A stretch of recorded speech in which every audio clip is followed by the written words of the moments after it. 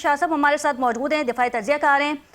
फैसल साहब, अमेरिका के अंदर ये बातें अब जोर पकड़ रही हैं कि ये जंग इसराइल की है, अमेरिका की नहीं है, और अब इस जंग में जो है अमेरिका को भी धकेल दिया गया है, जिसकी वजह से डोनाल्ड ट्रंप की मकबूलियत में भी खासी कमी आई है। क्या कहेंगे इस पर?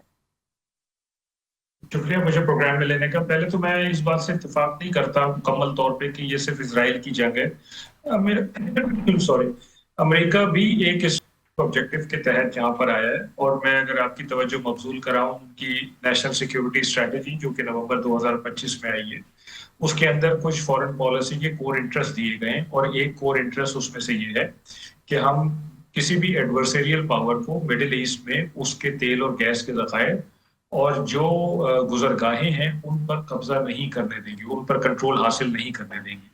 एडवर्सेरियल पावर का नाम तो उन्होंने कोई नहीं लिया, लेकिन जाहिर बात है कि रीजनल लेवल पे तो ईरान ही नजर आता है और ग्लोबल लेवल पे चाइना नजर आता है। तो अमेरिकन का ये ऑब्जेक्टिव तो रहा है। नवंबर 2025 में उन्होंने उसको डिक्लेयर कर दिया कि वो मिडिल ईस्ट में अपना तसल्लुत और कंट्रोल कायम रखेंगे।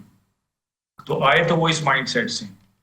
लेकिन इसराइल की जंग इसलिए इसको कहा जा रहा है कि जिस तरह से वो आए हैं और जिस टाइम फ्रेम में वो आए हैं और जिस तैयारी के साथ वो आए हैं, उससे ये गालिबन इम्कान मिलता है कि इसराइल को इस जंग की ज्यादा जल्दी थी और अमेरिका शायद अभी ये जंग ना करता।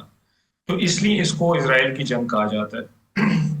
लेकिन जाहिर बात है कि जब आप तैयारी से नहीं आते और आप एक पावर ताकत के जोन में आते हैं जो कि नॉर्मली अमेरिकन प्रेसिडेंट्स होते हैं, लेकिन ट्रम्प साहब कोई 10-20 गुना ज्यादा शायद ताकत के जोन में।